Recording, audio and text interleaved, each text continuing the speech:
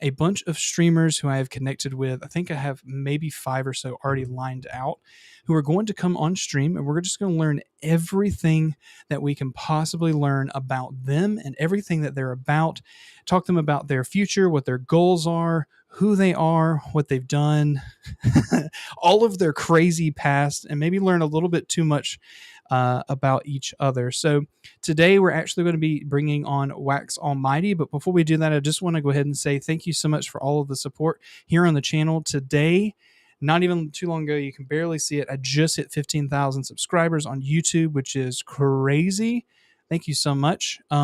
I just launched, or I'm going to be launching later today, my first course on my website, darkencyrus.com. So make sure you go check out any kind of source or course or coaching or any kind of video editing services. Hit me up there, connect with me. I would love to be the tool and resource for your journey moving forward. And I'm done with the self promo. I'm going to bring him on and we're just going to go ahead and get started.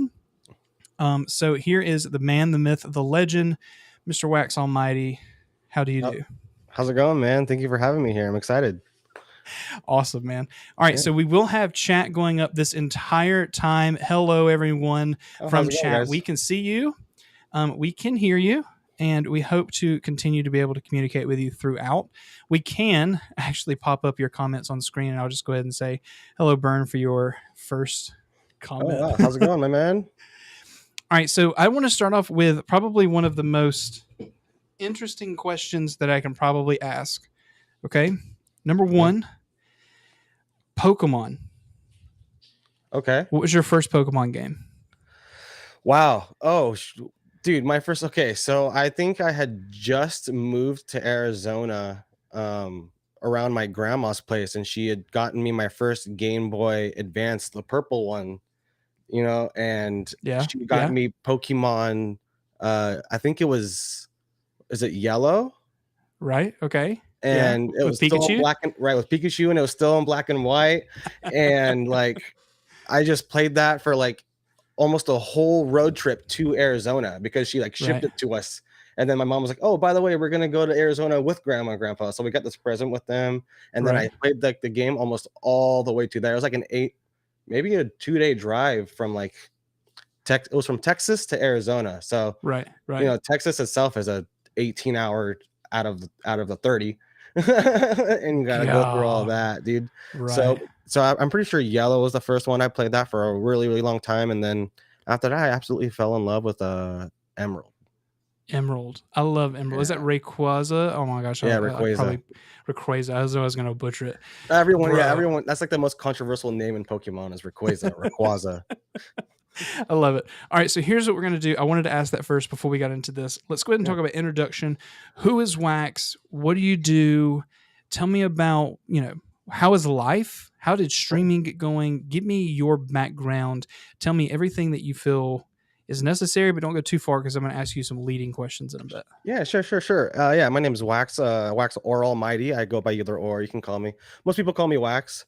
So, right now I'm currently like 4 years in my streaming journey. I am still learning. I've mostly, it's just been more of a hobby up until the past couple of years when I've decided to really take it a little bit more serious and work on my editing skills.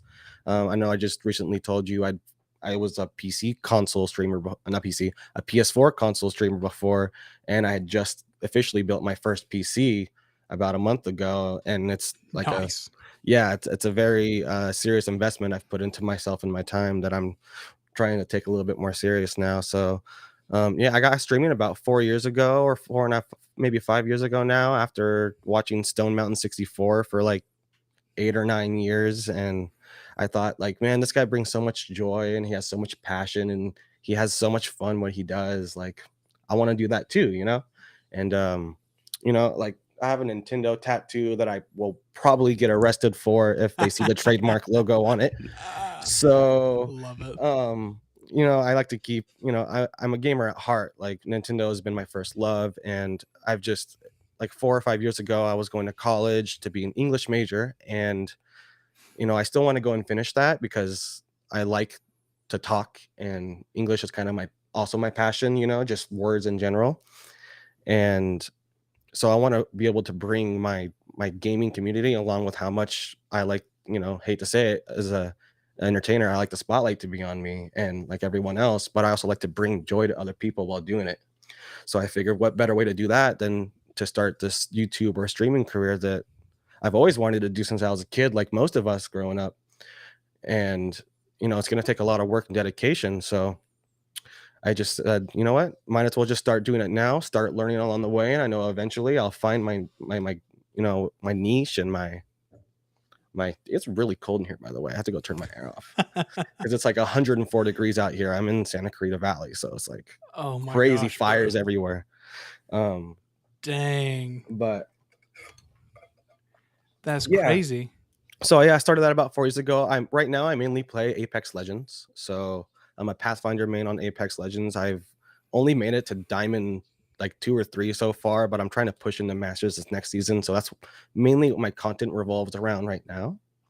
But I've recently gotten a new like hobby with like the mics, and I've gotten a lot of cool stuff from my sister recently that I've been able to get and try out, like this microphone and a couple of other things that it's been really cool. So we'll see where the content goes because I have a lot of ideas.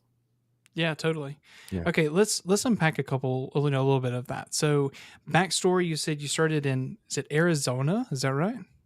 I didn't start I started here in California, but Right. I've Okay. I've moved around a lot growing up as a kid. So Okay. Okay. I was born in California, and I moved to Texas and then to Arizona and then back and forth a few Right. times. Yeah. Right. Right. Okay. Okay. I was just making sure that I have my facts straight.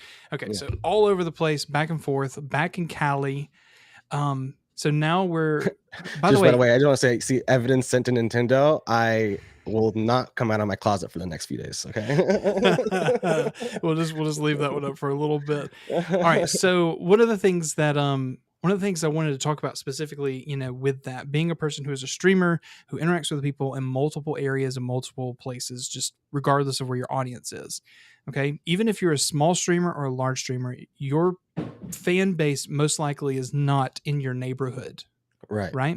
Yeah. Do you Exactly. feel that being not tied to one location in your life has made you open? Being an English major has allowed you to be able to communicate more effectively. Unpack that a little bit. Yeah, definitely. I've definitely made a lot of friends, and unfortunately, like left a lot of friends along the way. So I've been able to meet new people very easily and engage and talk very openly. So that's definitely played a factor into you know how open I am and how much I talk to people. Definitely. Yeah. Yeah, I think some of the struggles that I've had specifically with that is I literally grew up, worked, went to college, all within like maybe a 50 square mile kind of thing, right? Right. And so when I first started when I first started gaming, and I was like, my best friends were here, but my gaming friends were like in the UK. Um, I think it opened up my eyes and like, wow, there's a lot more reach that I had that I didn't Mm, anticipate, right? right. And sometimes that's daunting. I looking at when you go back and see where your views came from, especially on YouTube, you can see exactly where they came from. Like, I Right. know no one in Lithuania, but I've got Yeah. like Yeah. 1% of my viewership is Lithuania. That's crazy. Like, what?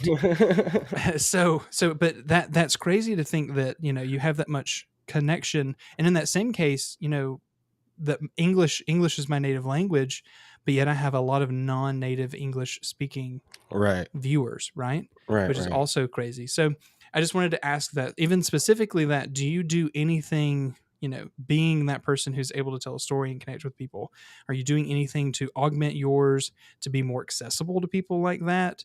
Do you make sure that you have closed captions on your stuff on YouTube, etc.? So I actually have been looking to that more often. I try to put closed captions as much as possible, but I also am also trying to work on, as much as I do love talking and I do love the English language, I mumble a lot, and I whenever I do put closed captions, I've realized it's a lot more work than I thought I was going to put out for, because a lot of times I have to go back and edit that stuff because it doesn't come out the way that I want it to. So that's Right. something that I do need to work on a lot more, and that I plan on doing too, because I know that people like to have that as well, and it just provides a broader audience so everyone can be in the picture. Yeah, yeah, Yeah. totally. So okay, let's go back to gaming for a second. Apex Legends. Okay, Yeah. I have just as much knowledge of Apex Legends as I do of Minecraft, and I've never beaten Minecraft. It's actually disgusting watching me play Minecraft. I bet it's just as bad watching me play Apex Legends. um, Pathfinder was my favorite. Pathfinder is the one that shoots The the little grapple, yeah. grapple hook, right? Yeah, yeah. Yeah.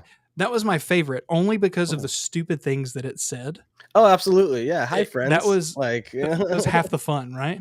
yeah, yeah, absolutely. So Pathfinder is the OG, man. He's the grapple god, or Spider Path, or Marvin, or however you want to call him. He's great. right, right. Okay, so then speaking on that, was that always your main? You mentioned a couple others, but did So I you do did have a you? her. I am in love with Horizon as well. She's my boo as far Okay. as other mains go. She's like one of the most underrated characters probably in the whole game. I've actually made a whole analysis video about her on my YouTube. If Oh any wow. of you guys wanted to go check him out, it's a very detailed video. Just to state how underrated she really was, because there's a lot of little skills and things that go into her gameplay that people don't take into account, and I like to take those into advantage as a gamer. So, Got so it. yeah, absolutely that. And those are like my main two mains. I've experimented with a couple of others, but throughout the whole thing, I've probably have a total of like maybe 20,000 kills with those two. Whoa. Yeah, God. Oh, yeah. okay. Do you track hours on the game? I'm assuming it does in Steam, right? So I just got my first heirloom like 4 or 5 months ago with that, and I think in order to get your first heirloom, you need to put at least 10,000 hours down into a character. So, if Oh that my says god. anything, that's How while much working a full-time job. how many hours is 10,000 hours? I mean, I I know how many hours, but I how think it's many like like 3 years, days? dude. I think it's like 3 Three, years or something like that. Something like that. I don't know, dude. God, and how long have That's you how been long playing it took me to get Apex? the heirloom. Like 5 years now. The game's been out for almost 5 years, so So maybe of 4. the I don't know. last three, bro. It's and you know what? Was upset because when my girlfriend started playing Apex, one of the first Yeah. packs that she opened, she had an heirloom. And I I'm like, love it. at this point, I had been playing for a year now, and I was Yeah, like, yeah. "Yo, I'm about to just switch your name to my name on your account just so I can have the heirloom." I love it. I But love no, it. but no, and now that I am on PC and don't have uh integration yet into PC Right. with console, so I'm stuck all over again. So I've only got like 400 kills on my Pathfinder um right now. So I Wow. got a whole nother 8,000 to rack up until I'm back to where I was, you know. Dang, that's crazy, man. All right, so My let me ask camera this working question out. There here. we go. Yeah, it's a little sketchy, but it's all right. So here's the question that I have now. You mentioned you said girlfriend, your partner. Yes. Okay, okay. So your partner that you have, they game as well. Do y'all game together? Yeah, we're actually not living together right now. Right. So we haven't been able to game as much lately, but when we were together, yeah, dude, it's a frightening to say, but there are times where she's just blows me away with how good she is at gaming, dude. Like the dedication that she has. Okay, so our favorite game together, we both fell in love with The Last of Us, right? That's both of our favorite games Right. together. And Right. I've never seen somebody speed run The Last of Us like I've seen that woman do. She is insane. She plays that game like it's a first person Call of Duty shooter. Like she'll go through a whole level in like 2 seconds. And I'm like, I don't even know how you did that. It's like people playing Super Mario super speed, but Last of God. Us with zombies. And I'm like, dude, I can't do that. I'm scared. I gotta take my time. I'm doing stealthy stuff, like to try to go through this. And she's like, no, just shoot them in the head. They'll die. And I'm like, oh, Oh, okay. All right, fine. You it's go. You fine. go. Jeez. You do it for me because I'm taking too long for you. I love it. That is a Yeah. gorgeous game too. Oh my gosh. Oh, dude, that game is just through and through. And I don't know if anyone has seen the HBO series yet, but it's just an amazing show. I can't believe how well they did that show. I was really let down with Halo because I saw the first couple episodes of Halo when that came out on what was it, Was it HBO Prime? Max or Prime or Prime? something like Yeah, that. yeah. And I was like, man, this was cool, but they could have done better. Like, and then The Last of Us came through. I was like, okay, you guys saved it. You guys saved the cinema.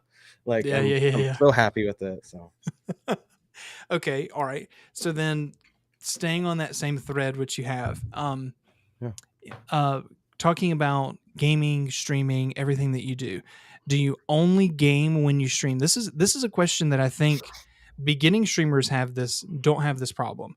They always, whenever they're going to game, they're like, "Yeah, I'm going to turn my stream on Yeah. because it could be the opportunity to blow up," right? Right. But the further I've gotten into it, and I don't know if you agree or not. I know that some other people who are here might agree. The further I've gotten into streaming, I game more off stream than I do on stream.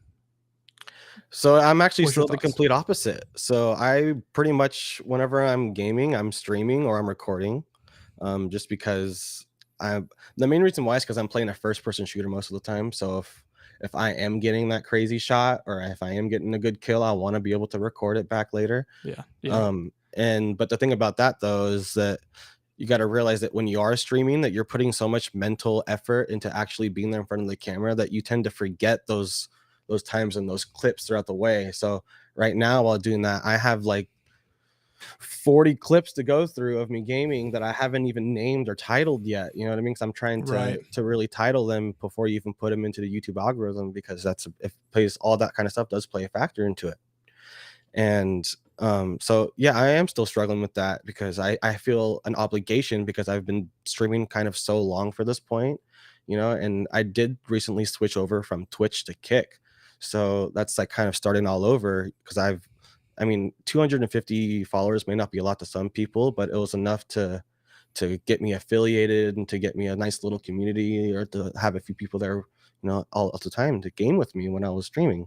So Yeah, it's definitely a starting over, and I'm trying to, do exactly what you said, trying to push more, make better quality content, over just putting it out, yeah, and I think yeah, that's like the smart and the most also the healthiest way to go about it, because if you're just constantly putting your mental into that stress all the time, like, dude, there are times now where I just don't want to play the game. Like, I just want to be live, but I feel like I should be playing the game if I'm live.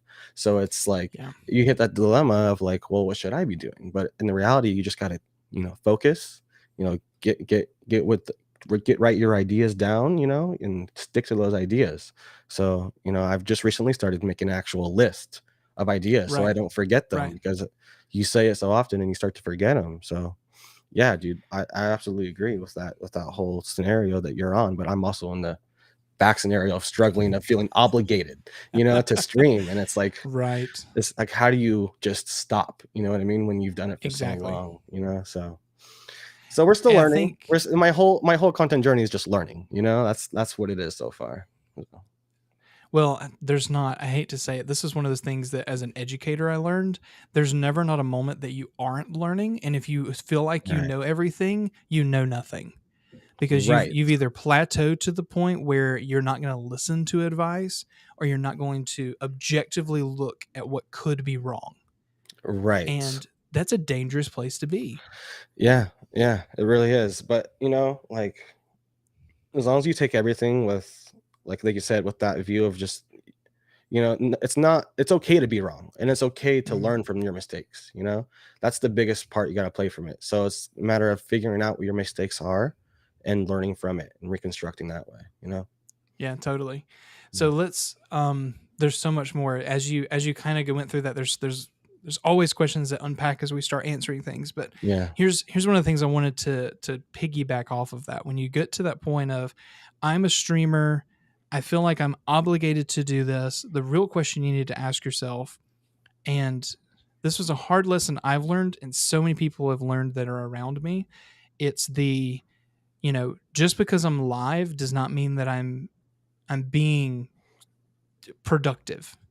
Being Right. live is Right. not this is I had a Twitter war back and forth with someone. Being live is not content.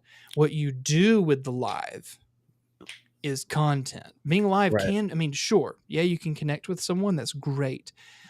All of that is wonderful. I use lives as an opportunity, not so much to use it for content, but it's my magnet from my content. Please come talk to me. Let's have Mm. a conversation, a deep Hmm. piece. It's your time to be able to say whatever you want. You're not waiting 5 days for me to reply to a YouTube comment because they keep coming in, right? Hmm. This is like instant, ask the question, I see it. Like we see chat, that's been chatting today. But the truth is, that's why I go live. But when your main driver is like, let's say for you, your Apex Legends, like, if that's what you need to do is be able to be live to get your content, having that plan to say, all right, when I'm done, I'm going to highlight. Maybe I've got some Stream Deck thing that adds markers. So Right. I know like I can go back and do it. Like that's important to me, Right. you know? I've seen you recently, like like the way you even title your live streams, like, oh, we're making thumbnails, we're open Pokemon cards, we're doing this, it's Yeah. like you have it planned out, you know what I mean?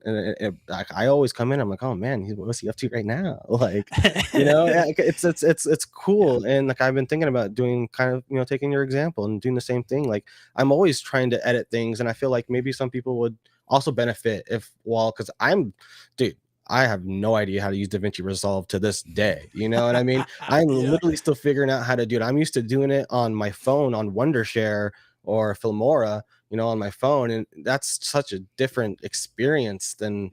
everything that DaVinci Resolve gives you. But I love DaVinci Resolve because it runs so well. It's smooth and it does anything you want it to do. Exactly. So it's like, I feel like, well, I figure it out, like other people can help figure it out with me, you know what I mean? Or maybe somebody might come in with a helpful tip and I make a new friend and, like, hey, like, this is what you got to do. Like, you've helped me like 4 times with my overlays. just with me popping in, and you're like, oh, hey, I've been thinking about your overlay lately. By the way, you should do this with that. And I'm like, okay, cool. Send it to me in Discord. Like, like I want to do that Yeah. kind of stuff for other people as well, because I've gained that kind of knowledge from you these past 4 years. So Right. it's Right. like, it's just like you said, it's a learning process that you have to keep on going. Yeah, and even that same case, like DaVinci Resolve, speaking specifically on that, I was a Premiere editor for 5, 6 years before I even considered switching to DaVinci, and I switched like 3 months ago, 2 months ago, Yeah, yeah. and I felt like I had to just reset my whole life to do it. So it is daunting. It's crazy. I Yeah. feel confident with it now. Right. But I constantly am in the program, so I'm always messing with it. Yeah. But I failed a bunch. Let me just say it. Oh, what would have taken me like 20 minutes in Premiere was taking me 2 hours in DaVinci. Yes, dude. So It's knowing I could do it was frustrating. yeah. It's Okay, it's crazy out there. Kick Yeah. versus Twitch. Yeah. Okay, this is one that people are going to be. I don't know. This one's probably going to become a clip because I want to ask this one specifically. All right. People got on a hype train, and I need to know whether it was a hype train for you or not. People got on a hype train of, all right, Twitch bad, Kick good, big sub splits, make big money moves, Big E gets rated by Drake. All of this stuff happens, right? That guy's a genius, by the way. I don't know Yeah. about anyone else, but I've seen his moves, and they're superb, dude. Yeah. Well, he is yeah. So Big E, just as a backstory, he was like 15K subs YouTube.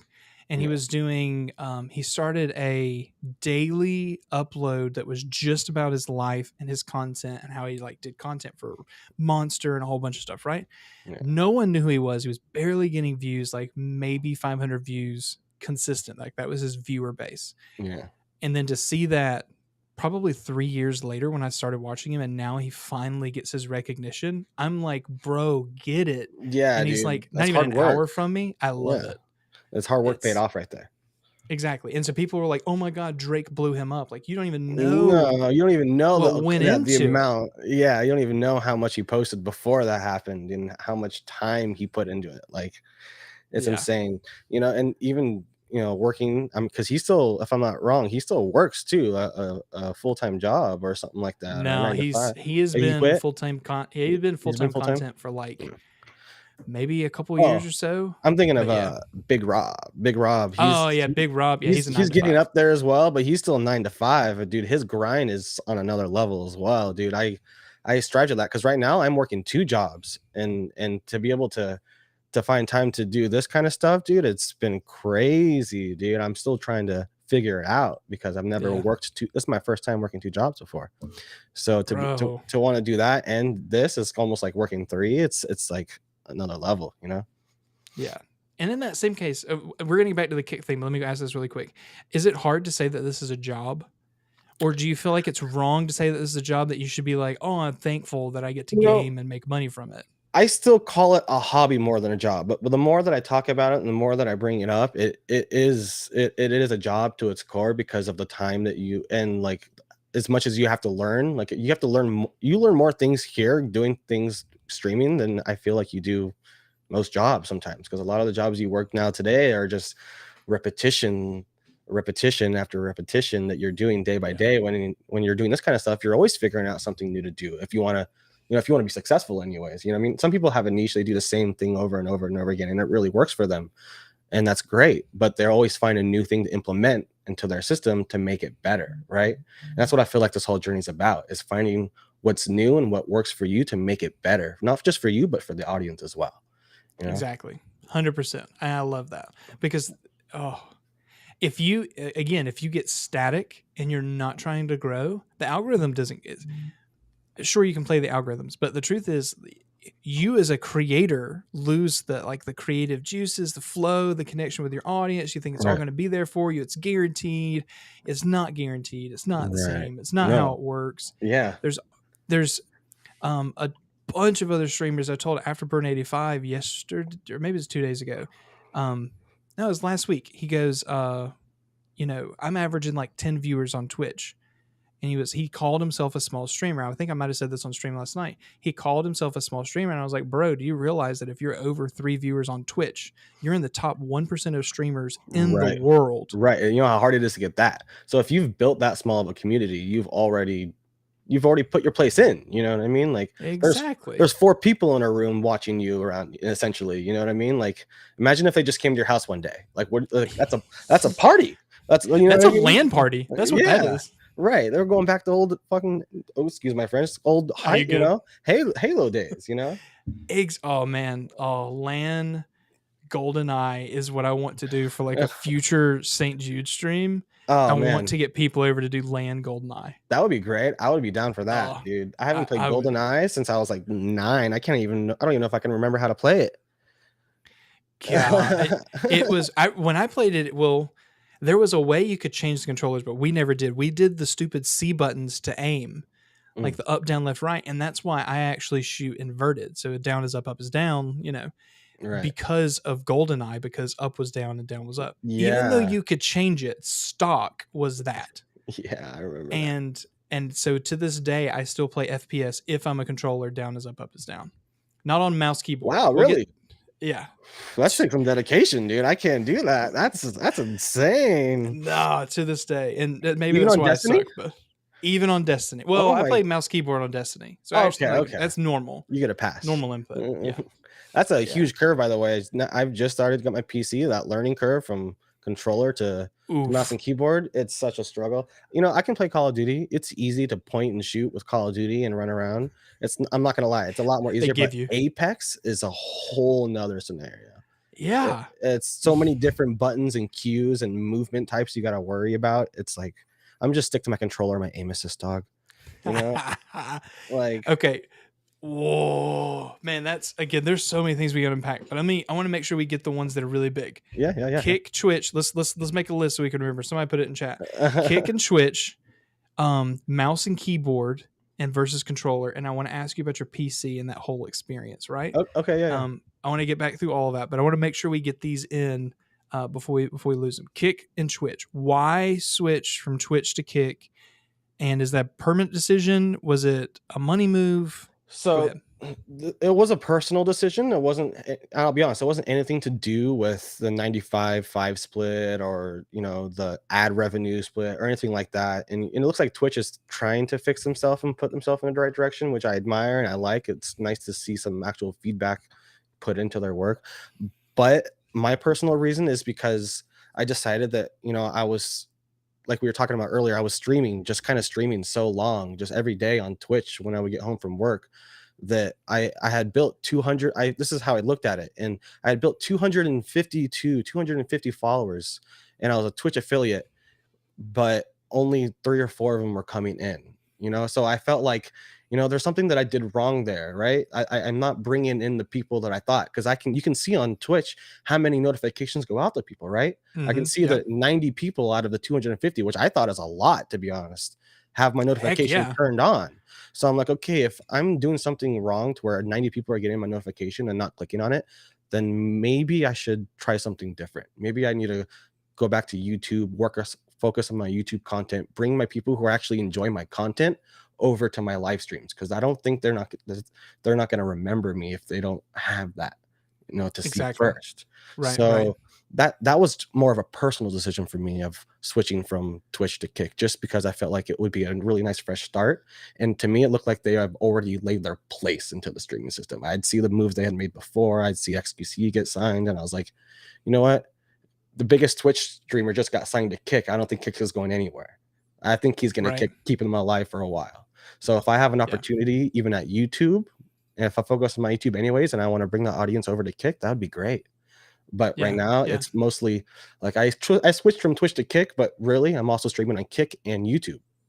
So Oh, good. I'm Nice. multi-streaming on Kick and YouTube, because those are just my main two platforms. So whenever Got I'm it. on Kick, you can see me on YouTube, and I love Restream. I just figured out how it all works, and you just taught me a little bit more about it today. So we're always learning. Like you said, we're always learning something new. I didn't even know you can do the whole virtual camera thing with OBS. I thought that was just a button.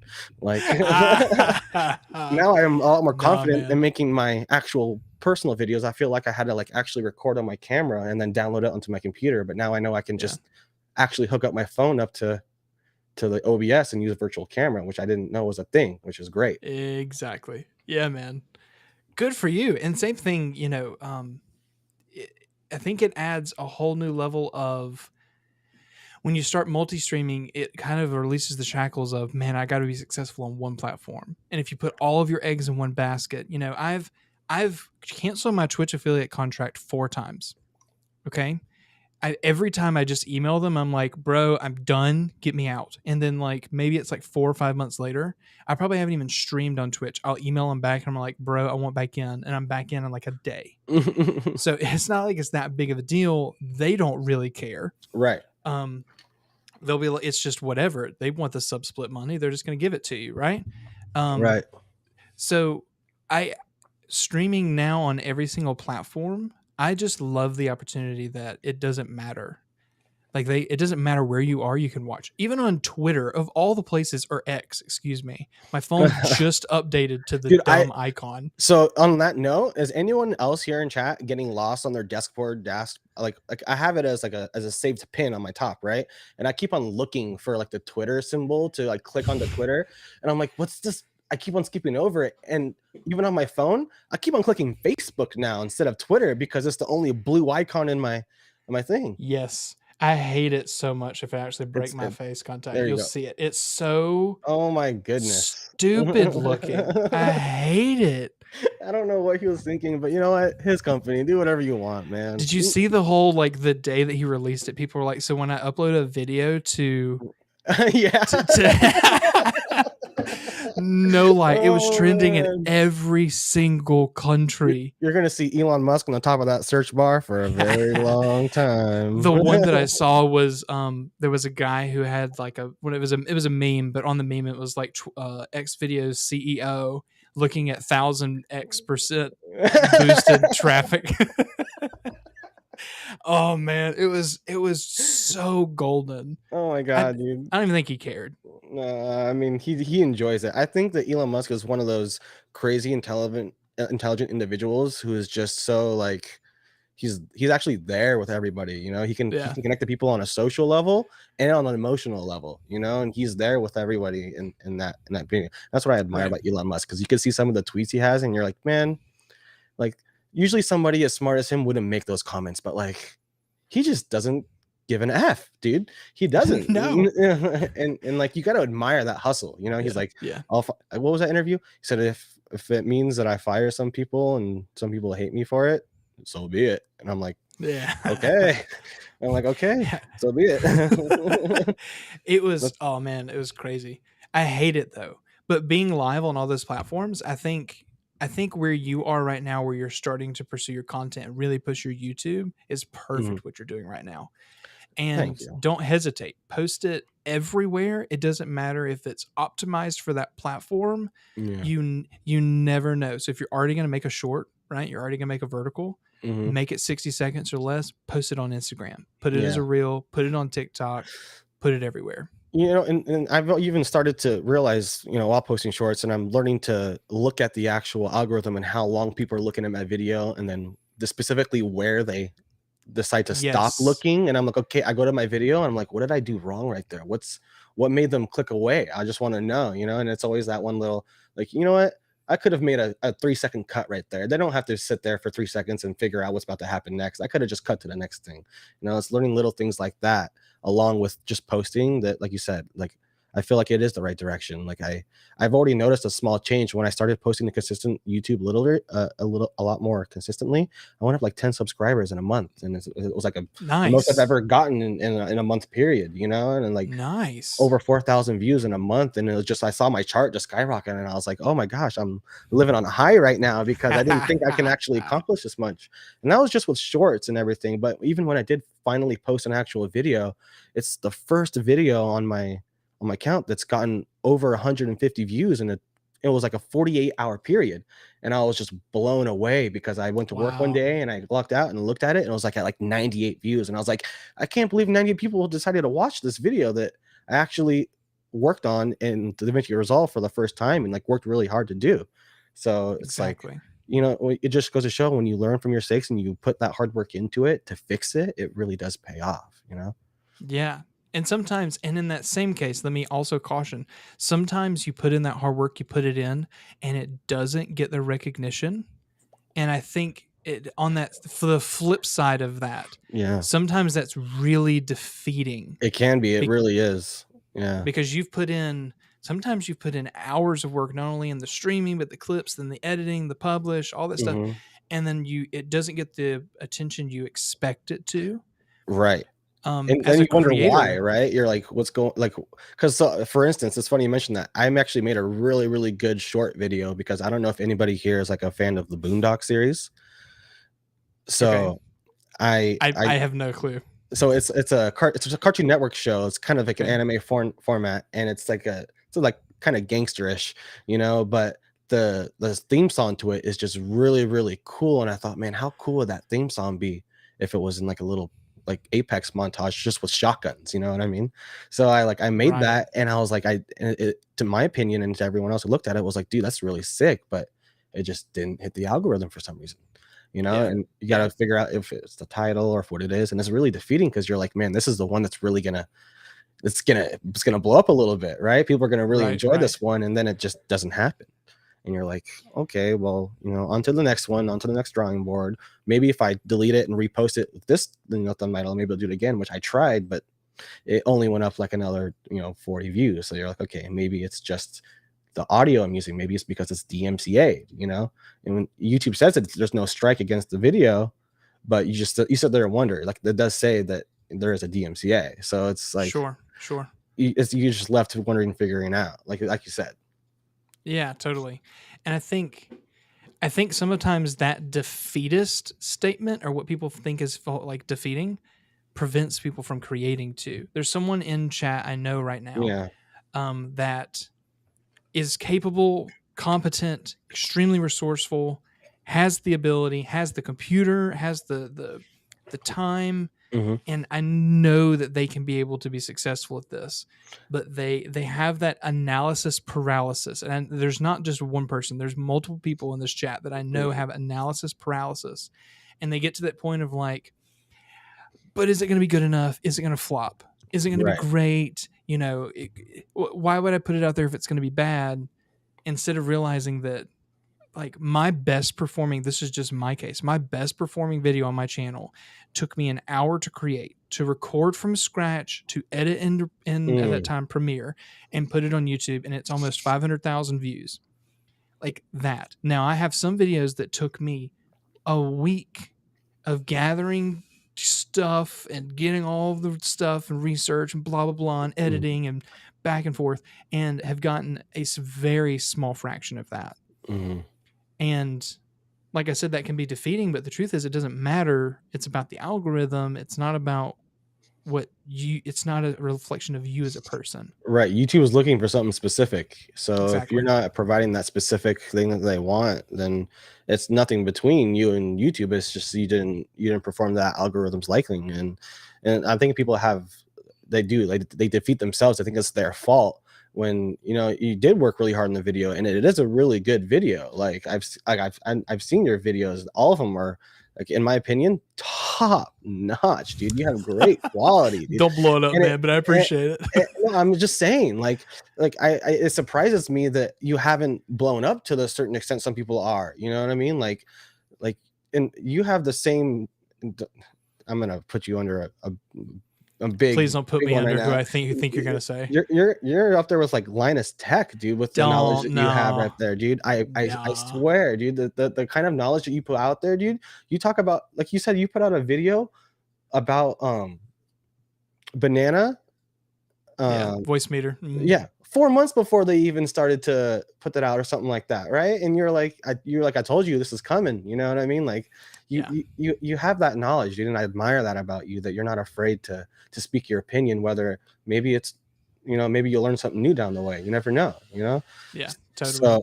So this, yeah, it's just like you said, people really defeat themselves, but you can't defeat yourself when you know that you've put in that good work, and you know in your mind that it's a good video, Yeah, because exactly. you know that someone else is going to appreciate it just as much as you once they find it, and it's a matter of making the impact on the person, not how many people come in and view your video. Right. Like, I'd rather have a video with 30 views and 30 comments saying, "Oh, this is cool," than a view with 10,000 views and 2 comments saying, like, "Oh, this is cool." That's the golden goose right there.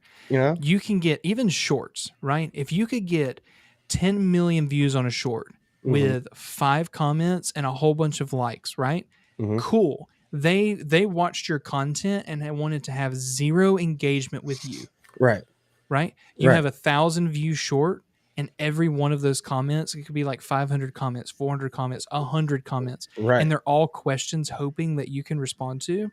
The Right. difference is the first piece, they're connected with the content you created. The Right. second one, they're connected with the creator who created the content.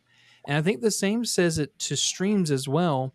I think I made this, maybe I didn't, I don't think I tweeted this. I think I deleted it. But I was like, being a streamer who has 50,000 viewers, right? If you're a Tim the Tap Man, okay? I love Tim.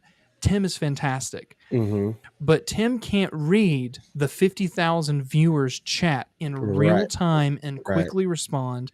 He's not going to do that. He has a producer, who helps him point out stuff. That's exactly what he does. He is an entertainer. Right. That is his job at that point. He has graduated from connecting with chat to looking at it sometimes to being the entertainer. Right.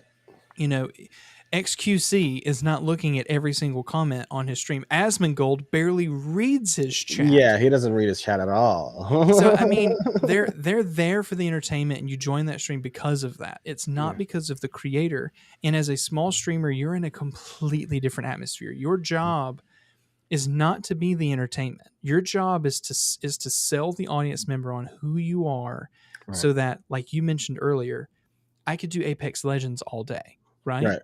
But what if I want somebody to come in and just watch me edit something, and ask me something? Now they're loving Wax and not Wax's gameplay or the way he does something, or maybe how he plays Pathfinder. Right. And I think making sure that you understand that you're the product and your content's not the product, and have them buy that in their mind with their time is more important. Sorry, that was a rant, bro. No, I love it. That's a great perspective, and it goes just show it really is about making the connection with the person rather than having the voice to bring it out. I mean, I guess that's not the right way to put it, but you know exactly what I'm trying to say. It's way more the connection than it is anything in the video. If you're not making that connection with the person, if they're not connecting to you on any type of level, like even if, like, I wear my hat, this is my new signature hat. I don't know if you noticed. I love that hat. I was going to mention it, but I love that hat. I get like random comments out the window all the time. You're like, "Hey, I love your hat," and I'm like, "Yeah, Yeah. what the problem, Matt?"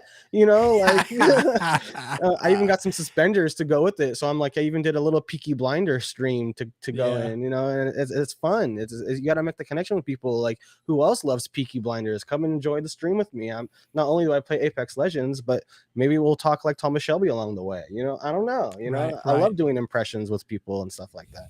So like it's a matter of being who you are as a person, because you know it hate to say it and the way you got to look about it, but it is about you. And if you're not making it about yourself, then no one's going to connect about you, or connect Exactly. with you, you know. So you know, like you take all of your experiences and you put it into your streaming, like, because like you used to be a teacher, and I really admire that you decided to take what you've learned from teaching and put it into helping people in a broader perspective, because now you're not just a Right. teacher for a classroom, you're a teacher for the world. And that's what I admire the Exactly. most about what you're doing when you're content creation, because that's how the moment that I saw that you were a teacher and I went into your stream and I was like, oh, this guy's a teacher and he's streaming, that's the coolest thing I've seen. I wish my teacher was a streamer when I was in high school. I feel like he would have given me the dedication and like the right, you know, mental willpower to actually pursue my hopes and dreams, because a lot of these Right. kids nowadays are just defeated because their parents are saying that like this all this stuff isn't going to get them anywhere, and gaming itself may not get somebody anywhere. And well, unless you're crazy cracked at it, it will. Right. It still defeats kids because they see so much content online that is gaming, and that people who are making it and people who aren't necessarily gaming but they're making content about gaming, and that's what people are Yes. having, that's what parents are having trouble understanding with that whole knowledge is that it's like, no, they're not just gaming all day, mom and dad. Like, do you see what they're doing afterwards, how much time they put into their editing? Like, he has the same skills to go and edit DaVinci Resolve. You can go and edit Marvel Avengers right now. Exactly. Do it. Do That's it, kid. You know what I mean? Like, it's such cross pollination, and once you take that point and you say this is a skill that I've learned, I mhm, can do this for a job. That's literally how I left teaching, because I said, like, here's years of experience that I have, right? Please let me leave this career that, and it's not because I didn't love teaching. I just had the opportunity to say, I have a skill set that I never went to college for. mhm. I never did. I literally have, it's been like YouTube and failure have taught me what I know, Right. right? Yeah. And here's where I am, and this is now where I'm at now. That time period is crazy.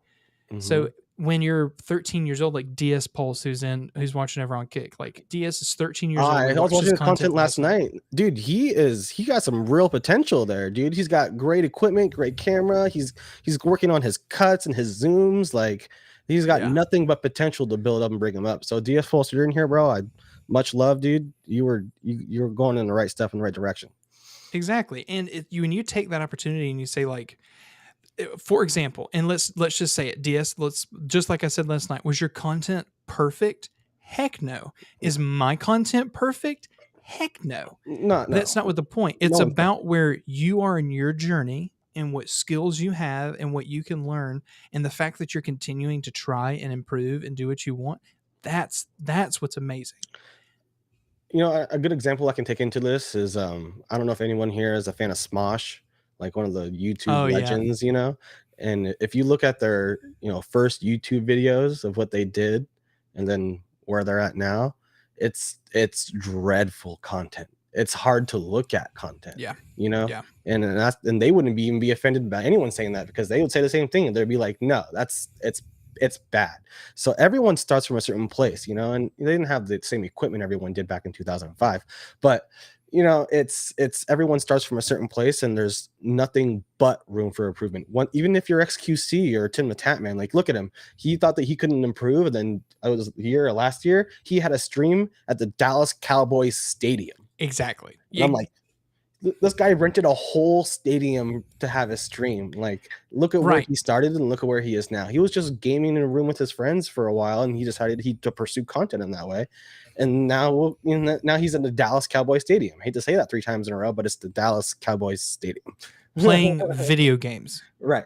Playing video, like, it's ridiculous. Yeah. But if I think that was that SL40 sounds amazing. Yeah, okay. I had to look down and read chat. Let me just say it. This Fiducci mic. By the way, let's switch over to tech for a second. But while we just have that, this Fiduci, yes, it sounds amazing. It 70 does sound bucks. really good. The microphone that he has is the new Pod mic.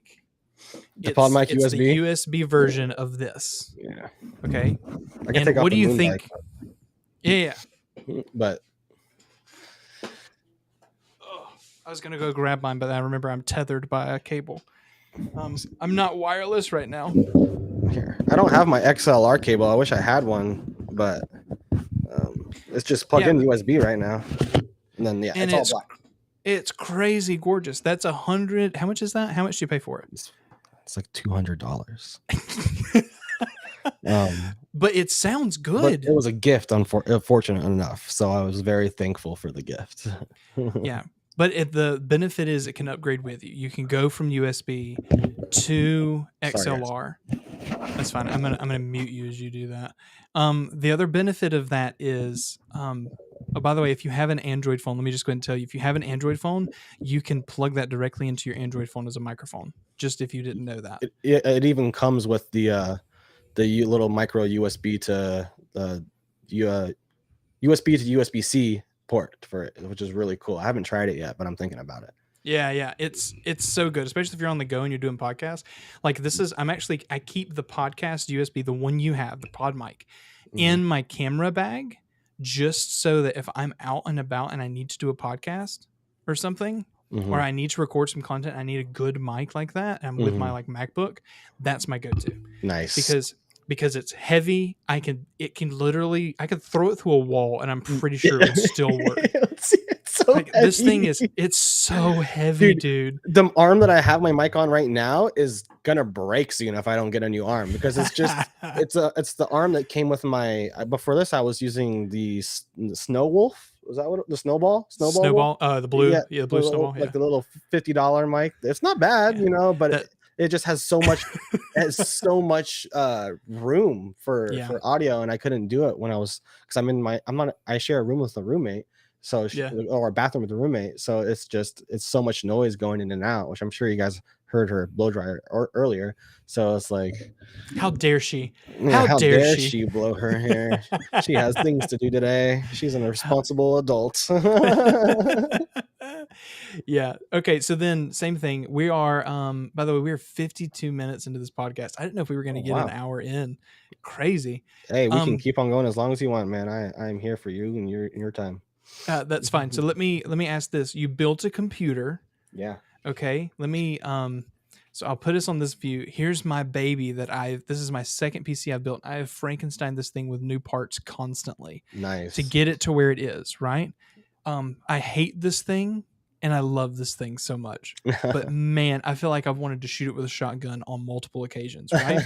Right. But that was after I built it and it's done and I know the problems. Tell me about your experience, your first time building a PC.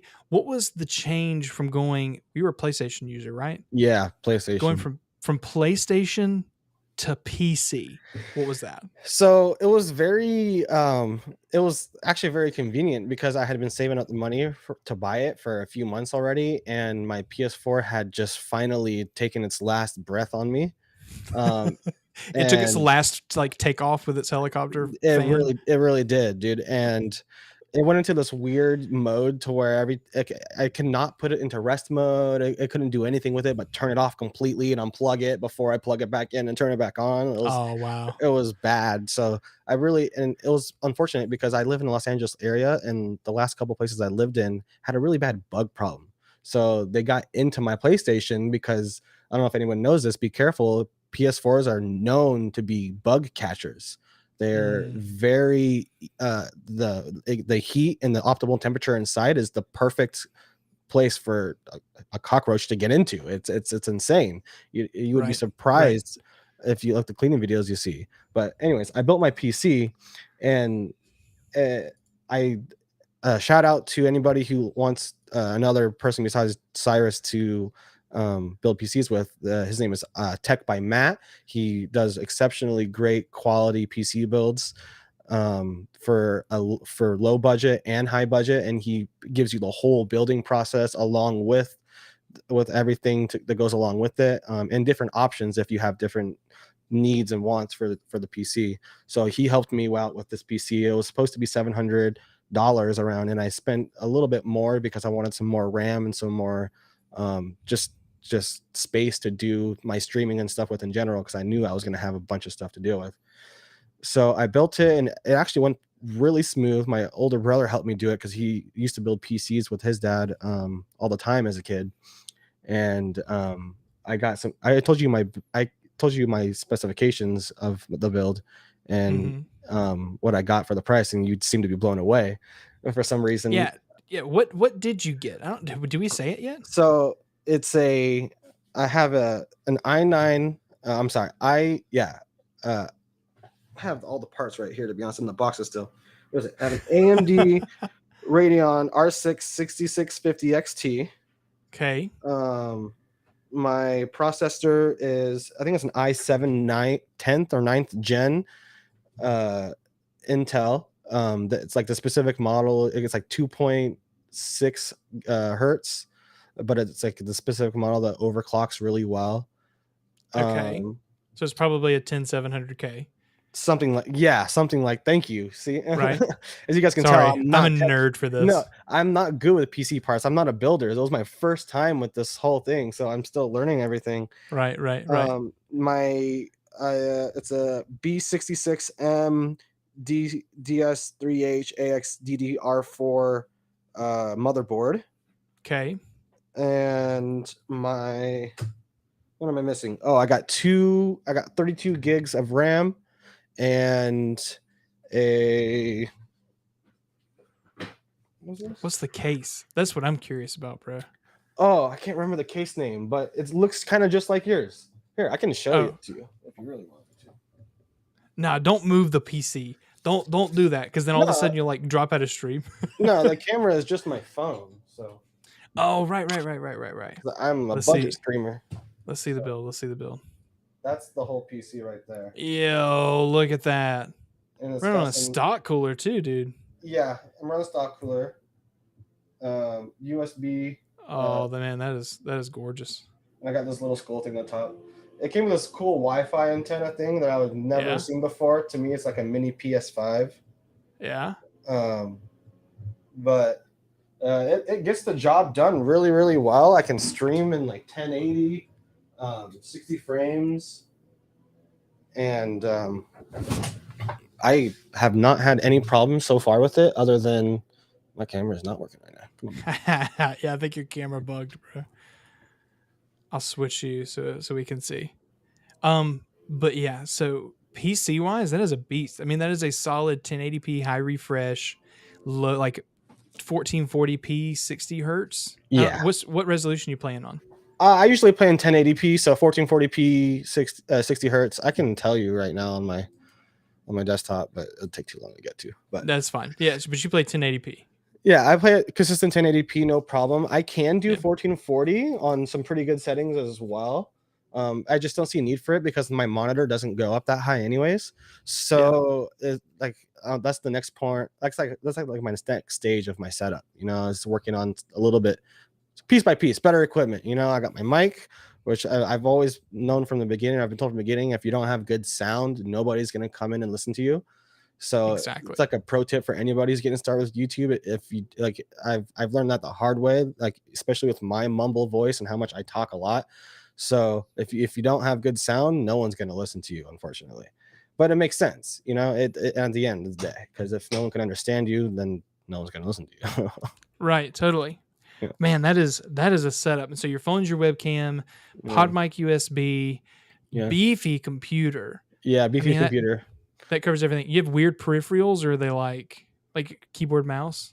Do you have a mouse that you have to have? No. Yeah, I have what's this? It's the Glorious Forge Model D Pro. That I got as a gift from my sister, and then I got an Aki keyboard that's like $20. It's RGB, it lights up.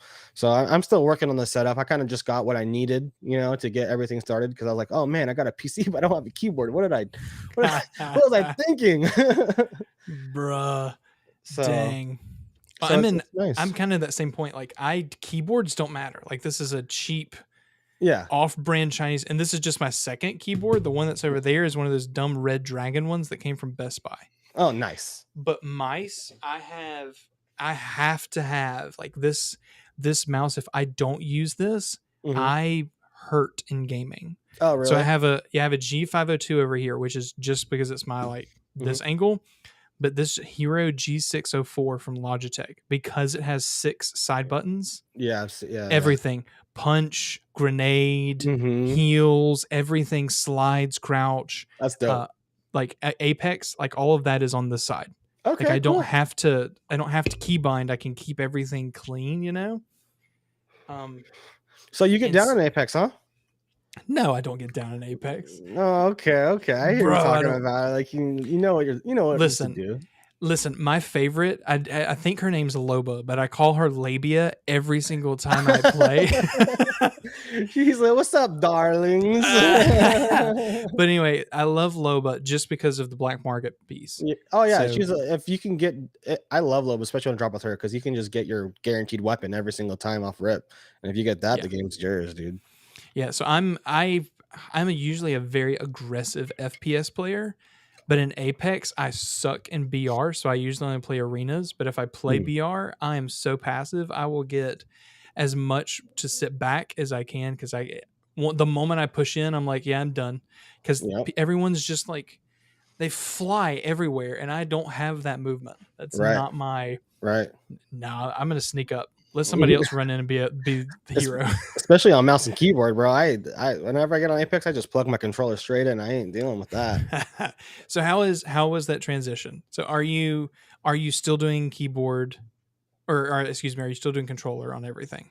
Pretty much, yeah. I'm a controller player at heart too. You know what I mean? I grew up playing Nintendo, not just PlayStation, but also Nintendo. Sure. So I'm very controller based. I've never really had a computer to play anything on besides like RuneScape when I was a kid, and it's point and click. You know what I mean? Like, Oh yeah, so unless man. it's like a point and click, I'm not that good at it. So Dang. like that's like my only PC gaming experience thus far. I just started playing CS:GO a little bit to try to get into like actual mouse and keyboard gaming, and that's frustrating too, dude, because Yes. even the bots are just blowing me away every left and right, dude. It's like it's a real learning curve because you don't realize how much you rely on your thumbs compared to how Yes. much you rely on reaction time. And I hate to say it, I'm like I said, I'm not a PC gamer, so I don't know the keyboard in my head when I close my eyes. And a lot of like I'm sure you've been probably doing it for so long, you can probably name the keys left to right in your head if you wanted to, Oh right? yeah, but I was one of So, those that I gamed in like the mid 2000s on MMOs. right. So like I can sit here and type all day and never even look at the keys. So you're probably So typing like 75 words per minute, oh, right? Like that's low. That's that's low, bro. low. Man, typing was like my jam because I played a game that was point and click. It was kind of like RuneScape. It was called Eternal Lands, Okay. and point and click was one thing, but Skype was how we communicated. But Okay. not many people jumped in to do Skype, Team Chat, like whatever, Team Speak or whatever. I can't remember what it's called. Wasn't a thing yet. So if you were in like raid kind of version things, the only way to communicate was typing. Mm, So it was like, attack now, get off, move. Like it was, mhm. you had to be proficient. Yeah. Otherwise, you suck. That's just how it is in Yeah. the PC But world, unfortunately. yeah, but then I was a controller player. I was an Xbox player. So I went all the way through Xbox Ones, um, all through, and Destiny was my game, Grand Theft Auto, Yeah. Arc, all that was on controller. And then when I switched to mouse keyboard for FPS, oh, that was brutal. I played Destiny 2 for probably a solid 5 months, just hating my life, Yeah. forcing myself to learn. But Yeah. now I don't think I could even if I actually played an FPS on a controller, I feel wrong. I Yeah. will never go back. Really? Ever. Never. Dude, do you feel like you're better now that you're on mouse and keyboard? 100%. Not even a Really? question. Yeah, and I Wow. think the biggest thing that changed was, and this might be something you're dealing with, I had my sense way too high. And this is really common that people have their sensitivity way too high. So when you barely move your mouse, obviously you move a bunch. Yeah. crank that stuff down so that you have to move a bunch. I have Because noticed that. on controller, you crank the stick, but you're moving continuously, Mm-hmm. right? On controller, it's direct input. So Right, when you right. have to travel that distance, it gives you the time to think like a controller player, and then you can Okay. adjust it later. So crank it down. You Okay. know, you might Maybe have I'll to do move a that. good bit to 180, but it just feels nice. Luckily, I just got a really long mouse pad, so. Yeah, that was my biggest piece. All right, Okay. let me go through some of these questions that we have from chat, and then we'll Mm-hmm. do some final pits. So I'm going all the way back to the top because some people have asked them. Here we go. This is from Lone Wolf. As a fellow Californian, In and Out, yay or nay? I had In-N-Out last night. I actually tried for the first time, instead of just the grilled onions, it's like a sweated onion. They don't. In and Out. You're from the East Coast. We have an In and Out coming to South Carolina. Oh, I am so happy for you. Not even, I but can't I've been believe in. how happy I am I've for been you. to Texas before. I've had In and Out. I'm Okay. good. So the grilled onions there, they are kind of all chopped up, right? This time they Right. just put a whole onion down and grilled the onion instead of chopping it up. And Yo. I loved it, dude. And I'm a kind of guy, I like my onions. So I got the grilled onions, and I got extra raw onions on the burger. I've never had a better burger in my life, dude. Dang. But the thing is, if you go to In-N-Out, you have to go with commitment, knowing that you're gonna have stomach problems in the morning. We have a place here called the Beacon that's the same way. Like, if you want to have, like, don't worry about a colonoscopy. No. You just go to that restaurant and you know that you're set. Hey doc, I'm fine. I'm good. Yeah, I'll come in next year. All right. Here's the next one. Console Wars, Sega Gen or Super Nintendo? Super Nintendo, dude. What was your game? Immediately. Everyone has a SNES game. Probably Super Mario, dude. I love Really? I loved Mario growing up. That, or I liked a lot of Zelda. So I guess that would be NES though. Was it Link's Awakening? Yeah, it was SNES, wasn't it? Yeah, SNES. I think it was Link's Awakening. But other than that, I really got started on GameCube, so I'm a little late bloomer when it comes to that. But I have beaten Wind Waker like 20 times. I love Legend of Zelda Wind Waker. That's my go-to. So did you go to Twilight Princess? Did you play Wii? Oh yeah, I played Twilight Princess. Yeah, I played it on both GameCube and Wii. So it was actually really weird because the Wii version has it's actually different. The map is backwards on the Wii compared to it was on the GameCube, and I was getting lost left and right for some reason because I wanted to go to different places. Yeah, totally. All right, next one. This is from Lone as well. Dota or LOL? I don't think you weren't not a PC player, so you don't. No, I've never played, but if I would, it would probably be League of Legends. League of Legends looks a little bit more fun. Have a nice day. We heard your hair dryer. She's got one. That's fine. Here we go. This one was a guy who jumped in my chat last night. Did you hear that the government confirmed the existence of aliens? I was actually going to mention that. I have a specific belief right now. I saw this guy ranting on maybe it was like an IG post or something. I wish I could name him out, but he's like, "Why are we all going to work today? There's aliens." Exactly. There's aliens, guys. Why are we sitting here and debating and shooting nukes at each other and getting ready for war? There's aliens in the sky. Like they knew, and they always knew. And now it's like there's aliens, guys. So just get ready. So it's just ridiculous. My opinion on it is, if they've already known and they've already been here, why now? I can get into that, but that's a whole nother day for another podcast on conspiracies that you don't want to get me started on the pyramids, dog. My family, if I mention anything to do with the pyramids, my sister and my brother would be like, "Oh, you deal with them," and they leave the room because I will go on the pyramids for hours. Tune into Wax Live. You can catch that. Yeah, there you go. If you guys want to talk about the pyramids with me. All right, Coke or Pepsi? Coke. Not, maybe. What about brand specifically? Coke. I've never liked Pepsi. I've tried it several times. Had an ex stepdad who would just leave Pepsi cans everywhere on the house. Wow, man. So I'm a strictly Coke, and I've actually tried to stop drinking as much because it's really bad for you, to be honest. But I'm a Coke person at heart. Always will be. My whole family, most of my family, anyways, are Coke brand to people. Right, right. Yeah, All right, but my taught what him how to do. is what is the best small content creator that you know? The best small content creator that I know Someone that you maybe have found that maybe not very known. recently, I would have to say Cyrus over here. Bro, don't do this hard plug. I I'm would, talking I about mean, like what but about like content like TikTok? Found so someone on TikTok. no, I actually haven't opened my TikTok in a really long time. I need to Okay. get back on that, but I watch a lot of YouTube. So, um, what's his name? Let me see here. I can tell you exactly what his name is. While he does that, I think my favorite small creator right now is there is this guy who opened a I cannot remember the name of his channel, but he has like maybe 300 followers and he has posted consistently for the last year. He opened a gaming store in like Washington or something like that.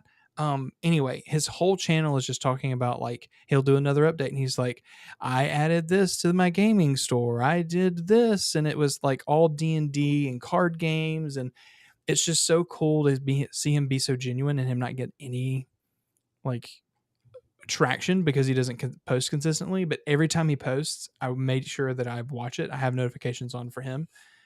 It's just crazy. And in that same case, as a small creator, you have no clue. Like he's probably 300 followers. Like no one watches my crap, but like I look forward to his stuff constantly.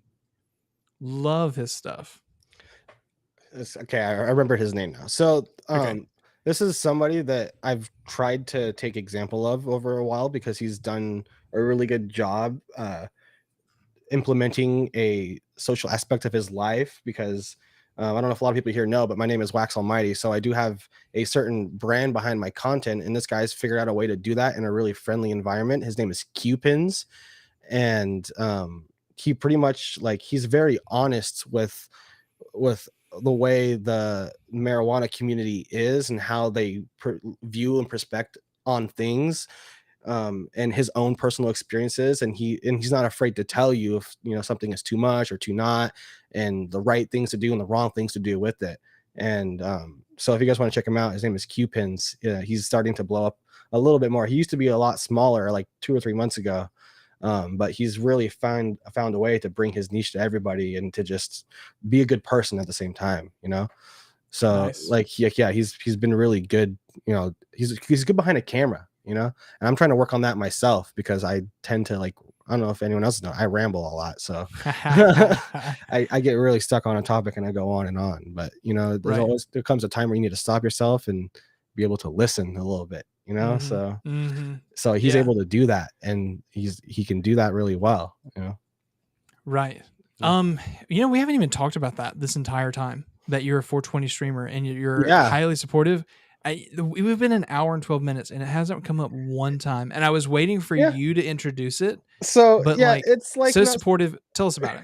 yeah, it's not like I'm strictly 420. I do other things too. Like I'm a huge gamer, and I kind of use it more of a way to keep my head calm and collective because I have a very ADHD, probably undiagnosed ADHD manner about me where I can't stop and do one thing at one time.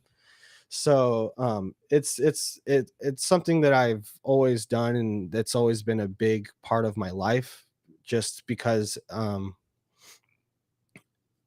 like there's been other experiences in my life with other drugs in my family that I've taken an example of, and I'm like, man, that's just not good to have.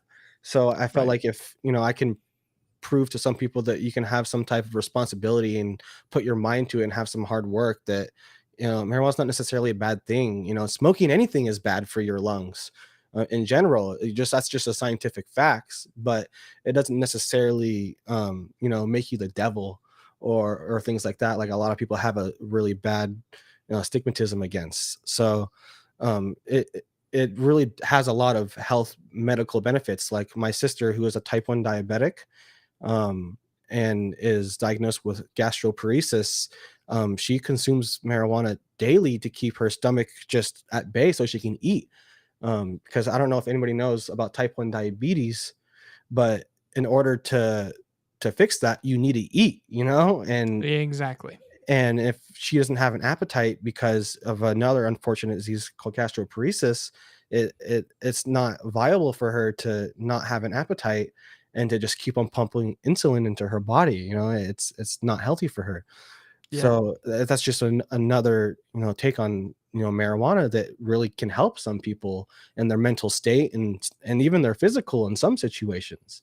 you know and I'm not going out here and saying everyone smoke marijuana. It's not for everybody. If you need to have a certain mental willpower to be able to perform essentially in order to enjoy it responsibly. You can't Right. Right. you can't just go out and you know smoke all day irresponsibly, not get anything done, assume things to be for you or blow your money off on it. Like, that's not a way to live life. You have to do it as a way to, help you, not as a way to bring you down, you know? Right.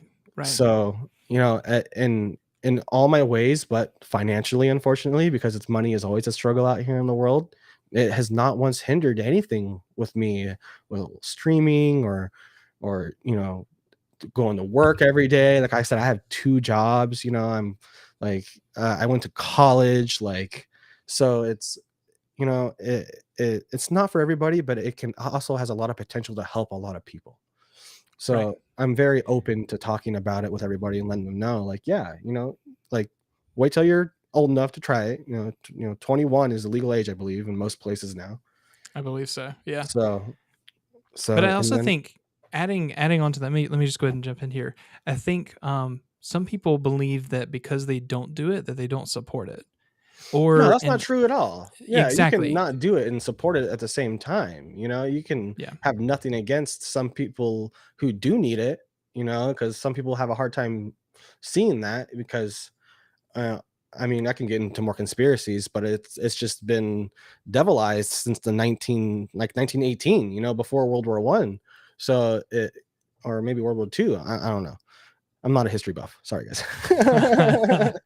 But But I it, do think it gets a bad rap, especially when it's legalized in so many places today. yeah, And but I'm a person who I personally don't, mhm, and I don't think that I ever will, and I right, have never. yeah, But that does not mean that I am in any way against, because there is medical benefits. It is legalized in so many places now. yeah, What's the problem? And right. I just can't get behind some people who have a hatred for it that are unsubstantiated, and it's just because a law states that it's illegal in certain places. And I can take like a really easy example in numbers of how many people die from alcohol poisoning every year. I'm not talking about from alcohol or like alcohol incidents. I'm just saying alcohol poisoning, right? How Right. many people have died from alcohol poisoning in a year compared to how many people have ever in a lifetime have overdosed on marijuana, or people who have died from cigarettes, or things like that. Like this, I'm trying to quit this. It's not good for me. There's nicotine. Nicotine is actually not that bad for you, but the chemicals in this is just not good for you as a person, and it hinders your ability to do things. And we all go through things as a child and different experiences, but it does come Sure. to, we have to look at things from another person's perspective, which this world has a really hard time doing. No, like, to be able to look into as somebody else from their eyes is not even in like any dictionary run by the state or government today. It's a matter of how they see it and how they feel about it and how they want it. But you got to think about that other person. You're like, maybe there's something going on. Maybe there's something really helping them with that. So Right. Right. that's what I feel like that about, Well, where that's at. appreciate you saying that. And in Yeah. that same case, I can't believe it hasn't come up.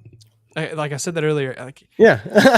So I feel like my name really does speak for itself though. Like yeah. they can see I had like it's the only thing I've ever paid anybody to do, but I paid somebody to make my whole Wax Almighty logo because I Mhm. wanted to really implement what I like what I do with what I love. So Right. I took Right. that Nintendo logo, put my name in it, and then brought some drips down with it. I thought that was a Exactly. great idea. Um, so I love it.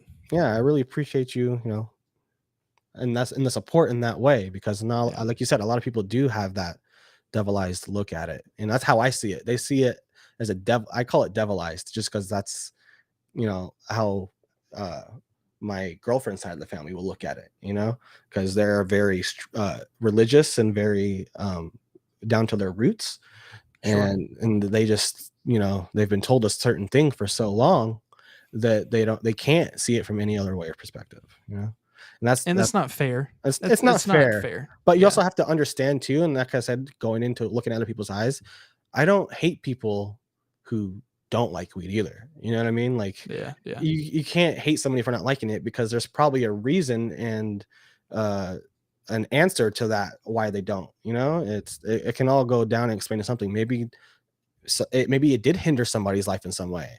Some people Yeah. just can't hold it and can't contain it. And hate to say it, I will be the first one to say that marijuana can be a gateway drug if you're not careful. Like, if you are the kind of person who does want more of something. So you do have to be careful, and you do have to have a certain mental and willpower to be mature enough to even think about those kinds of things. Yeah. Yeah. And I think there's not, some people don't take the responsibility that comes with it, and they just think of the action rather than the consequence. Mm-hmm. And everyone's, like you said, everyone's experience is different. I'll never do it. It doesn't mean that I don't support people doing it, safely. But Right. I had an aunt who passed away who was like crazy drunk, high, Mm-hmm. everything you could possibly imagine. And I had to go to her funeral and look at this and see my cousins, Mm-hmm. her kids, right?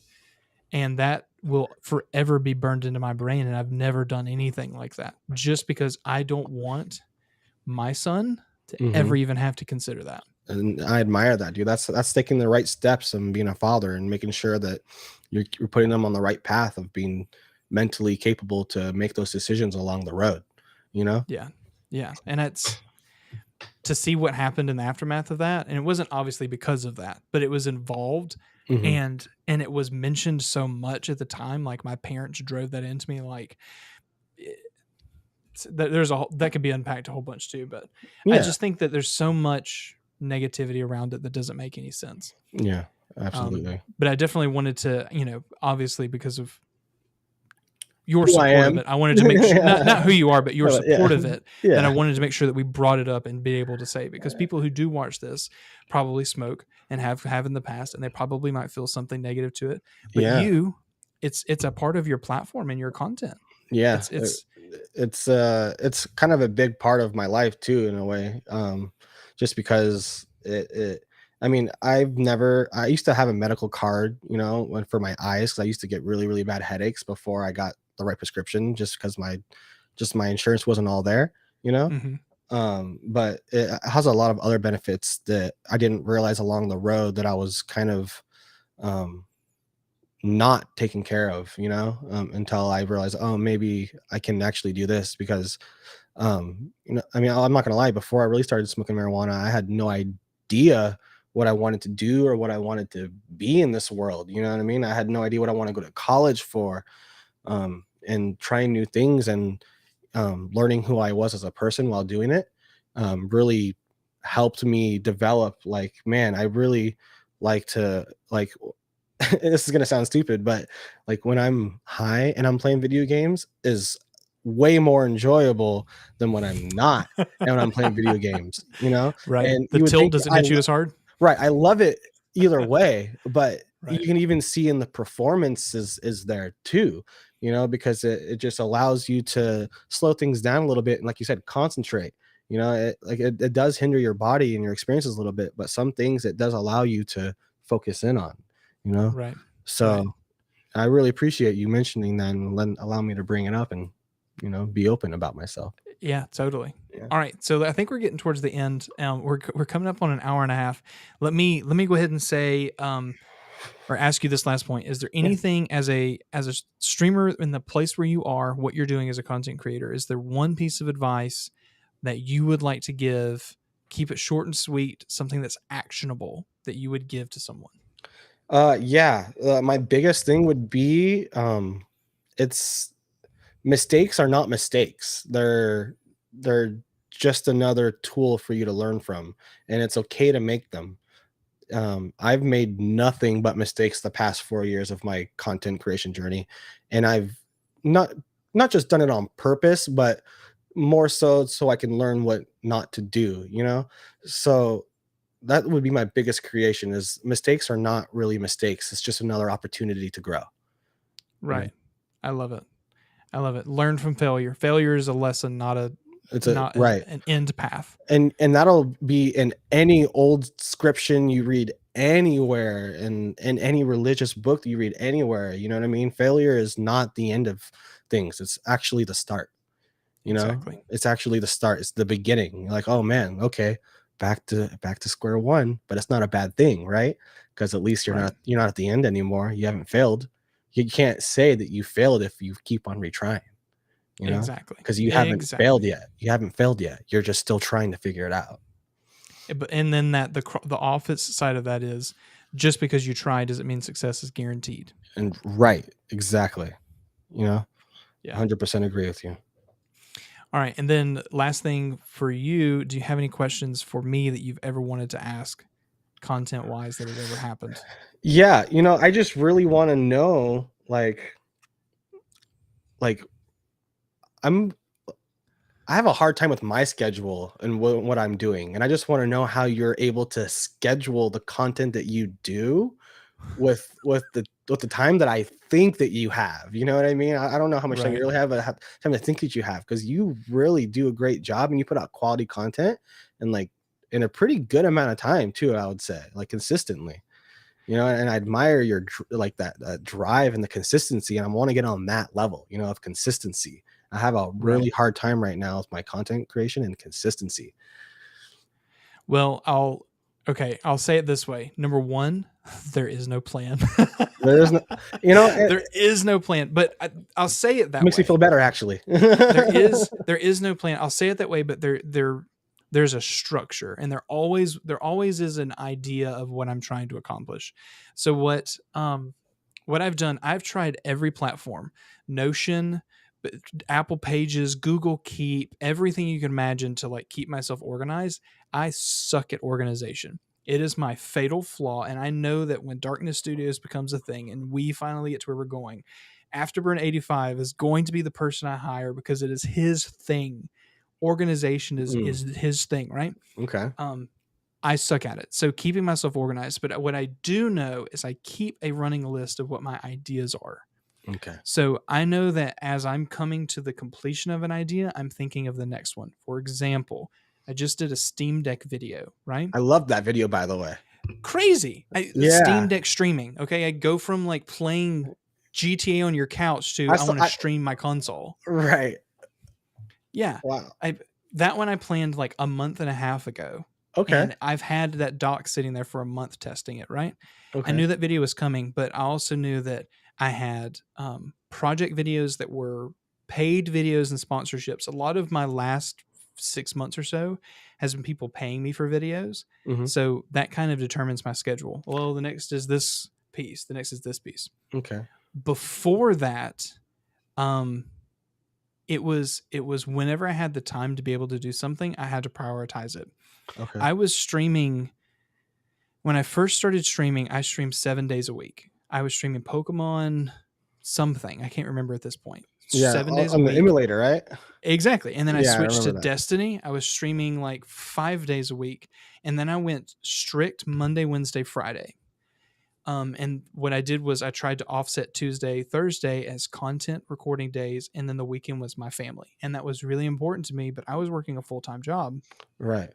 But I had a rule for myself that if my son was awake and he was home, I was not doing content. I was not gaming. I was not streaming. I was not doing anything because that was Okay. important to me. Right. So I made sure that I sheltered the time that was important because you're still an individual. And if you're not prioritizing that, then you're not prioritizing anything really.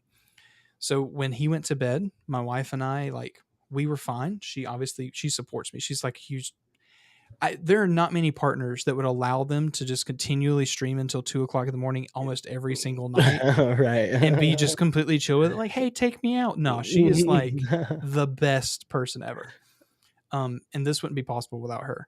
But the truth was, like, I would let him go to bed. Sometimes it was 8, sometimes it was 9. Now it's like 10 sometimes. Then I step foot in my computer. I choose where I'm going to stream or make content. And if it's make content, I'm recording that night. And I might not edit it for the next couple days. But it's important that I said to myself that I give time for content creation and allowed it to be what it was. But that's my schedule now. When I was consistent and uploading, I had a set day. Monday is I'm going to stream day. That was all I cared about. Tuesday was I'm going to record content. Now, whether or not I spent 2 hours doing that and then or 30 minutes and then play with my friends for the rest of it, sure. But I specifically said each day I'm going to do something and made sure to reserve time for the important things in my life, like my family, my friends. And was all that like mentally in your head, or did you actually like put it down on a calendar or like on an app or something so you can stick to it? I did a calendar and I did an app and I did everything you can possibly imagine. Eventually my community is what kept me. And I didn't keep it written down. It was so consistent that my community knew I was streaming Monday, Wednesday, Friday. If I wasn't live, they either knew one of two things. Something happened in my life, and because I was a dad, right? Or I was making content and they were chill with it. Okay. But Tuesday, Thursday was my content days. And I made sure that I was either recording or editing, and I uploaded at least once a week. Now I'm like, a video is going to go up when a video goes up, except for now that I'm full time and I'm trying to pursue this. I'm trying to post 3 days a week. I've been live way more in the past week than I've been live in like the last month. You have, yeah. And I'm going to continue to do that. I'll probably be live almost every day this week. Okay. But that's just because I have the time. Yeah. When you don't, you work 2 jobs. Yeah. The best thing to say is 50-50 your time. 50 on streaming, 50 on content. Okay. Okay, I actually really like that. I admire that.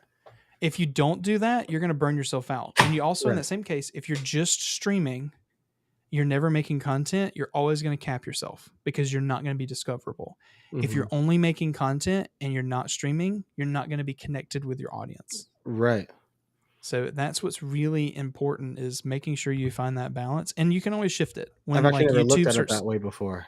When YouTube takes off, yeah, exactly. When YouTube takes off, shift your focus like I did. I went the last 8 months, barely streamed, focused full YouTube. I grew 4,000 subscribers in the last like 6 months. Wow. You know, and that's crazy. This is like I was saying last night on stream, like this will be my highest paid a month as a YouTube ad rev, affiliate revenue. And it's because I made sure to focus specifically on content. Wow.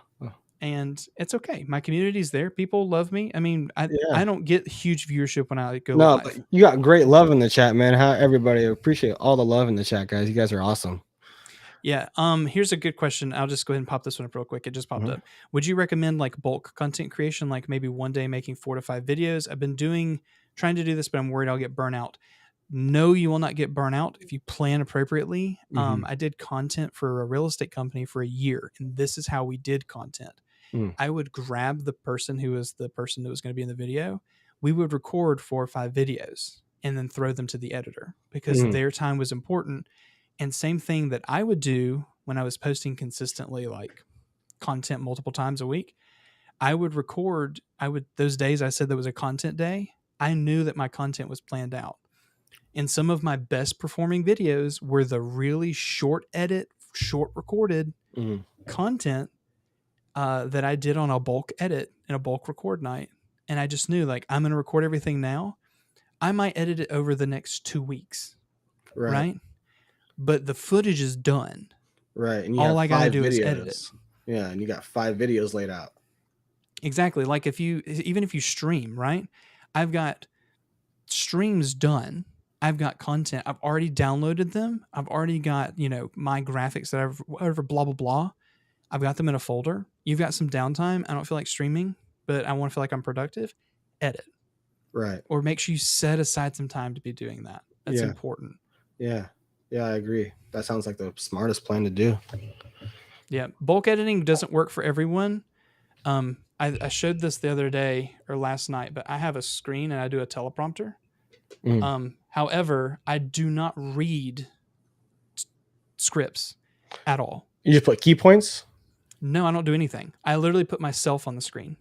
So like right now, it sounds stupid, Okay. But since I've done that, I'm able to connect and look into my eyes and be able to Yeah. see what my facial expressions are and have a conversation and understand what my movements are. And Yeah, I I've like that. felt more natural. And when my son comes in here, like this last video that's blown up, he walks in here specifically because he knows he can see himself on the screen, and Right. then we interact, and it's so awesome. Oh, okay. You're So smart, dude. I don't know about that, but I moved it to where I could see myself. How many videos should you upload a week? For someone that is trying to expedite their growth, it's not about the quantity. It's about quality. It is about quality, but quantity is going to teach you how to be a better on-camera editor person. That's important. You should make a bunch of content to figure out how to make content better. You should continue to improve. It's not about that. What you should be focusing on is if you're trying to expedite your growth, make sure you're inputting the best quality content you can out. But you don't know what's good quality until you've failed making bad quality. So Mm-hmm. post. I'm 260 videos in now. Okay. Yeah. Continue to post. And I'm not a huge person when it comes to content, but if it took me 260 to get where I am today, put that into context. Okay. Right. When you post 10, I posted 50 before I even got monetized. Mm-hmm. So take that, and everyone's journey is different. Just know that it takes time. Don't compare yourself to others because that's stupid. Your journey is different. Your Right. algorithm's different. Right. Anyway, do you have any thoughts on any of the thing I just said? No, I agree with you 100%. Actually, I was just gonna pretty much say all the same things you just said, especially about the part, where you should, focus on you and your content, not rather, how many to pump out and whatever, because everyone hits it differently. I've had like 100 videos and shorts down, and a lot. Some of them have a lot of views, and we're talking about earlier, but not a lot of interaction. You know, so it's crazy to think that my channel has gotten like 60 or 70,000 views, but I still only have, that amount of followers. But you can't think about that kind of stuff because you're, like you said, you're constantly working on yourself, on your own content. So just focus on your channel and how you want it to look in your algorithm, because your algorithm is what matters, not other people's. Don't If you start copying other people's, stuff, like layout by layout, it's not going to work the same for you because they're already in that algorithm, right? They've taken over that algorithm, so it's like saturated in a way. So everything he said, and then plus some. Yeah. The last piece of advice that I'll give on that is don't be afraid that once you start making content that it switches. Like if you're a Mhm. streamer and you start streaming and you're like, this is gonna be my main game, and you switch, don't be afraid. Yeah. Everyone's consistent in their own way. I started making gaming videos. Now I make educational content. Hmm. That's just what it was. My channel, I think I've unlisted all of the gaming content, but it started as a Destiny 2 Pokemon thing, and my gamer tag, which is Darkened Cyrus, Hmm. I never changed it. I should probably just make my channel named Brandon, Hmm. Brandon Leonard, like my name. But Hmm. no, it's my brand. It's consistent. I'm not changing it. And it'll be what it is. I like it. I like calling you Cyrus or Darkened. Cyrus is how I've been going. Like people in my community Cyrus. call me Cy all the time. Yeah. Cy. I like Cy. But now that I'm going Brandon and people are connecting with me that way, I I feel more comfortable. That's But I great. don't think I'm gonna change my brand. I'm gonna leave Yeah. it as such. Well, no, you can be as both, you know what I mean? So there's no problem being like that. Like people can say, "Hey, are you Dark Cyrus? What's up, Brandon?" Like, Yeah, exactly. and it makes them feel like they know you a little bit better too. So I think that's Yeah, a very, smart move on your behalf, because, it gives them an extra level. I appreciate that. Yeah, Yeah. my latest video when my kid walked in, I left that in the video. It was probably 100 comments so far that have been like, "Oh my god, I subbed because of your son." Yeah. And so I'm gonna try to incorporate him more. He loves being in Hey, here. get over Yeah. here. Yeah, come here. Let's get the free clout. But no, I'm gonna incorporate him more just because he loves it, because we watched the video and he was like, "Oh, dad, look, it's Yeah, me." of course. But in that same case, seeing the community understand that I'm a dad and get able to relate to that. Like Yeah. that's another thing. That's what's important to me. Me being a father is really important to me. Yeah. And if you know me in real life, you know that's a huge part of who I am. And making sure you incorporate that in your content, like you said, marijuana is a huge part of your life. Yeah. Making it a part of a content just solidifies that, and people are able to connect with you. It's genuine. It's Right. real. It's Right. not fake. Right. And I think in that video, it was evident that people were able to connect it with me as a person, not me as the creator. Yeah. And I Right. liked that. Yeah. And a lot of streamers have been coming out a lot like that recently. Like, I don't Yeah. know if anyone has noticed, but what's his Ludwig? I didn't even know until recently, but he's like an avid 420 streamer. He's like sponsored by Mm-hmm. a few companies, and I didn't know that until recently because he until recently he just hasn't made it part of his content. And in my opinion, probably because of the, like you said, the negative stigmatism behind it. Exactly. He might lose a bunch of followers or parents who look at that the wrong way and said, I don't want my kid watching that, which I can understand, but I'm also not going to hate or hate on someone for doing. Yeah, but now that he's blown up and he's as big as he can, sacrificing some of his audience to finally get a little piece of his Exactly, something in there himself back, is different. because However, I don't recommend that. Ludwig was a special case. He blew up in a year to his size on Twitch because of a special case. I wouldn't compare yourself to a Ludwig. He was a very much a special case, and he has said that multiple times. I was a special situation. Yes, you're right. So, all right, cool. I think that'll bring us to the end. Any final thoughts before we wrap up here? The text message. Wow, right on point, huh? Someone just hacked my phone, right? No, I really appreciate everything. Thank you for having me. I'm glad to finally be able to talk to you person to person. I've been watching you for so long now. It's so great to be able to have a conversation and be, I feel like I'm officially part of your community and to get to know everybody. So I look forward to watching your podcast in the future and hopefully have some really great conversations along down the road. And if you ever want to bring me back for talk about whatever, I'm here to talk more. Yeah, totally. And that probably will be a thing. I'll probably invite you back and we'll have a group piece. Our next streamer is going to be Thursday night my time, Friday morning their time. They are an Australian streamer. Oh, cool. It is fantastic. I love them so much. But in that same case, I'm just ready to have a conversation with them because they're such a fun person. Yeah. Their name is Affinity Ames. You should make sure you check it out. It's going to be 9:30 p.m.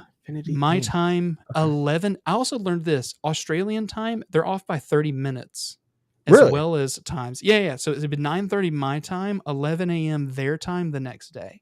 Because I guess they're like down there in the corner or something like that, right? Bro, I don't get it. Okay. I was like, I looked for the time conversion. I was like, that's weird. I don't understand that. Yeah, I'll definitely be there for that. Yeah, so 9:30 my time. This is Eastern Standard on Thursday night. We'll make sure we'll have that one. Australian streamer Affinity Ames. Love their channel. They are fantastic. And we will do that. Once again, Wax, thank you so much for today's podcast. Thank you, guys. I really appreciate everybody. And hopefully I get to see you guys in my next stream. So Kicking YouTube, if you guys want to follow, I'll be there. WaxAlmighty on Kick and YouTube. Make sure you go ahead and follow and subscribe on both platforms. If you need courses, anything like that, help with being a streamer, make sure you check me out, darkencyrus.com or any of my platforms. We'll make sure to be able to love on you and help you there. Thanks, guys. Hope y'all have a great night. Great day, great night. Great day. It's an afternoon now. Yeah, it's something like that. All right. Bye.